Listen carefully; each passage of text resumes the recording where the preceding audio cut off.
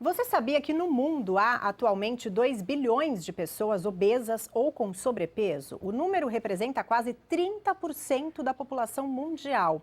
E para falar mais sobre o assunto, a gente recebe o médico Guilherme Antonietti. Bom dia, doutor. Bom dia, Vanessa. Obrigado pelo Eu que convite. agradeço a sua presença. É um assunto tão importante, um número elevado, né, doutor, de pessoas acima do peso? E a gente vê cada vez menos, principalmente a gente começa pelas crianças, menos atividade física, você vê... Alimentação errada. Você vê só imagens de alimentos industrializados, ultraprocessados. Lógico que tem algumas cargas genéticas também nesse princípio, mas geralmente é a ingestão excessiva de fast foods com uma queima calórica reduzida. É porque é uma conta, né? Se a pessoa ingere o alimento e não queima caloria, ela acaba ficando obesa. Inclusive, qual que é a diferença entre obesidade e sobrepeso? Então, Vanessa, temos uma continha que nós fazemos, que é você pega o peso e divide pela altura ao quadrado e vai chegar no índice de massa corporal. Tá, é o IMC, né? É o IMC. Uhum. Então, os pacientes com IMC entre 27 a 30, sobrepeso. 30 a 35 já é obesidade grau 1. De 35 a 40, obesidade grau 2. E acima de 40, já os pacientes com obesidade mórbida. Ah, entendi.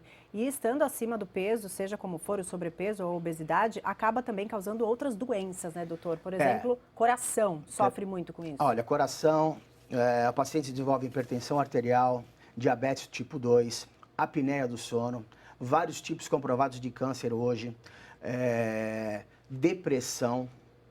É uma cadeia, né? Porque a pessoa se sente mal, né? Socialmente também não consegue interagir, acaba ficando aí até num quadro depressivo. E a questão hormonal também influencia muito? Pode atrapalhar a pessoa que quer emagrecer ou pode engordar também? Também. A parte hormonal, nós vemos algumas doenças metabólicas. Nas mulheres, o ovário policístico, síndrome de Cushing. Até o próprio hipotireoidismo, você tem a sua taxa metabólica basal, ela diminui. Então, é difícil os pacientes ter uma perda de peso importante. Tá. Mas tem várias alternativas hoje que a gente pode tentar melhorar esse sistema, esse ciclo de Krebs, para os pacientes poderem vir a ter a perda de peso. Entendi. E o sobrepeso causa também a infertilidade, no caso das mulheres? É uma das causas que nos procuram bastante. Pra você ter uma ideia, Vanessa, na primeira gestação, os pacientes já em sobrepeso, você tem uma dificuldade de quase 10%. Na segunda gestação, se você estiver em sobrepeso ou obesidade, já tem uma dificuldade de 20%. A dificuldade é de engravidar ou é durante a gravidez? Durante a gravidez você pode ter, se você tiver obesidade, você já desenvolve pré-eclâmpsia, diabetes, hipertensão gestacional. Então, você já tem que engravidar já com peso e manter esse peso durante a gestação, é muito importante. Entendi. E os hormônios acabam sendo prejudicados também, por isso a dificuldade de engravidar também em muitos casos desse sobrepeso. Perfeito. Tá bom, doutor. Bom, vamos falar do tratamento agora, né? A gente falou do problema, mas existem aí opções de cirurgias, né, doutor? Quais seriam as principais hoje em dia, mais modernas também? Eu vou falar um pouquinho das técnicas endoscópicas hoje, que vai ficar entre o tratamento clínico e a cirurgia. Então, nós estamos no meio do caminho. É menos invasiva, menos invasivo. A endoscopia é aquele exame que todo mundo conhece, que a gente faz até para detectar algo no estômago, né? Que é um tubo que entra pela boca, né? O paciente bem simples. Bem simples. Hoje nós estamos... tem centros endoscópicos capazes de fazer esse procedimento sem o mínimo desconforto para o paciente. Então, eu vou iniciar falando do balão intragástrico. Então, o paciente é sedado com uma leve sedação, não vai tomar anestesia geral. A gente tem aqui uma imagem para ilustrar também. Isso. Esse seria o balão que é colocado, né? Ele é colocado vazio, assim, vazio, doutor, é isso? Murcho. Você vai ter que deixar ele alocado numa única parte do estômago, que é o fundo gástrico. Por quê? Lá produz o hormônio da fome, que é a grelina, que é o G1. Então, pela presença do balão em contato com a mucosa gástrica, nós conseguimos inibir esse hormônio da fome em até 80%. Ou seja, o paciente vai ter uma saciedade muito precoce e prolongada.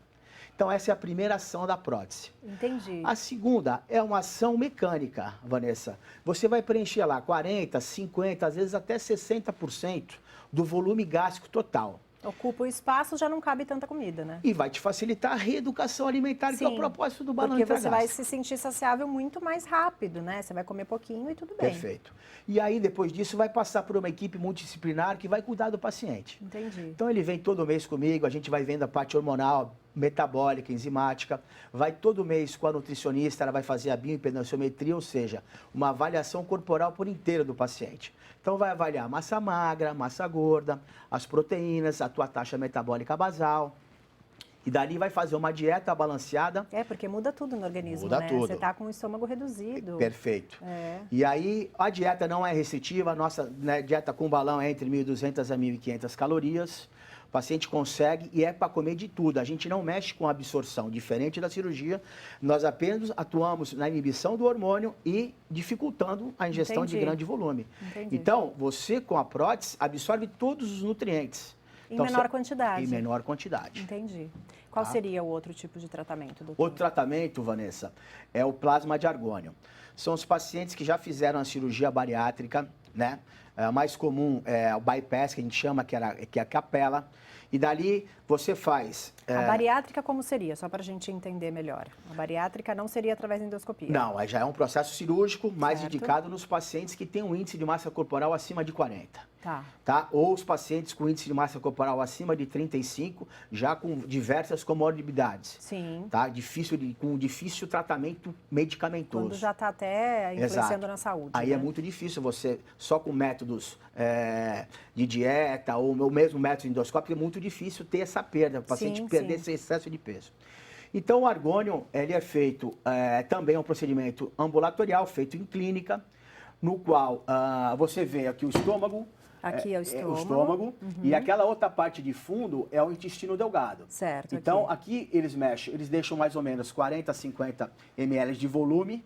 Do estômago que tem uma capacidade, para você ter uma ideia, de 1,5 litro, deixa 40 ml. Então, já te restringe demais. E deixam esse círculo, esse oval, que é onde é feito a anastomose, entre o estômago e a costura. Um pouquinho mais fechado ele fica. Um pouquinho mais fechado. Com o passar do tempo, 2, 3 anos, que você chega no platô, porque você já, com a cirurgia você já mexe com a fisiologia, você já mexe com toda a anatomia gástrica e absorção.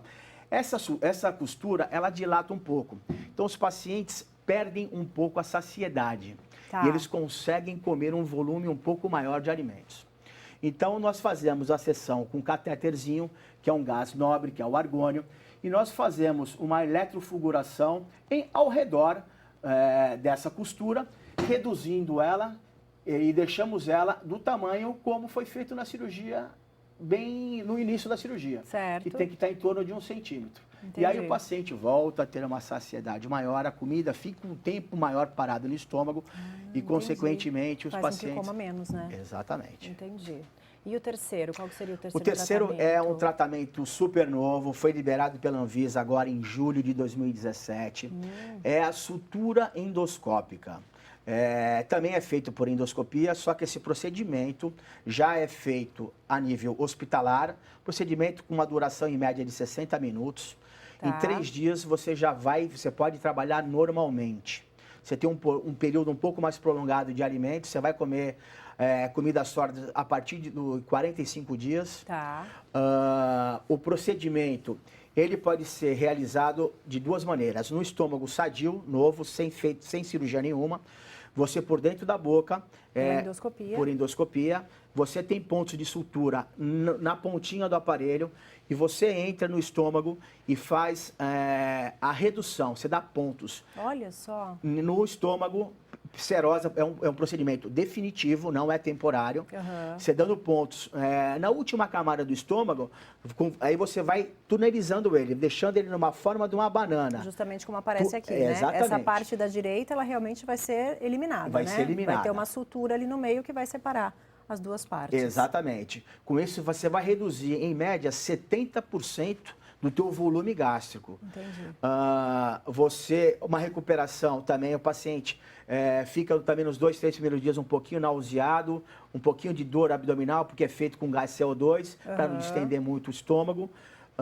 com uma recuperação muito rápida, com uma perda de peso sustentada durante mais 5, 6 anos, que tem estudos com isso. Em média, você perde 30% do seu peso atual. E como é que é a anestesia nesses casos, doutor? Esse caso já é um procedimento que o paciente faz entubado, faz a nível hospitalar. Tá? Esse já é uma anestesia geral. Por conta de ter a sutura e Perfeito. tudo mais, né? Os outros?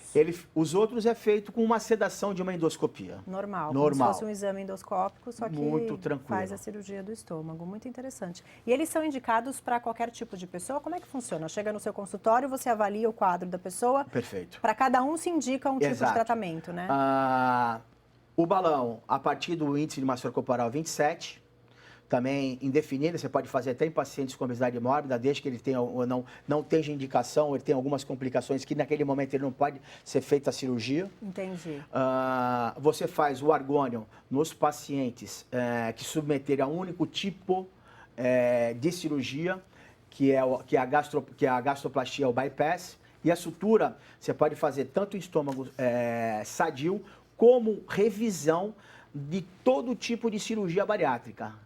Todos. Você pode reduzir o estômago, mesmo ele reduzido com outra técnica cirúrgica, você pode, com essa sutura, reduzir ainda mais o estômago dos pacientes. Interessante. Mas é bom deixar claro, né, doutor, que o ideal é emagrecer realmente com saúde, fazendo uma dieta alimentar, mas a gente sabe que existem casos também que precisam procurar esse tipo de ajuda cirúrgica, mas sempre procurar um médico para fazer para ter esse tipo de orientação, né, doutor? Exatamente. É muito importante. Iniciar sempre com a dieta, uma boa atividade física,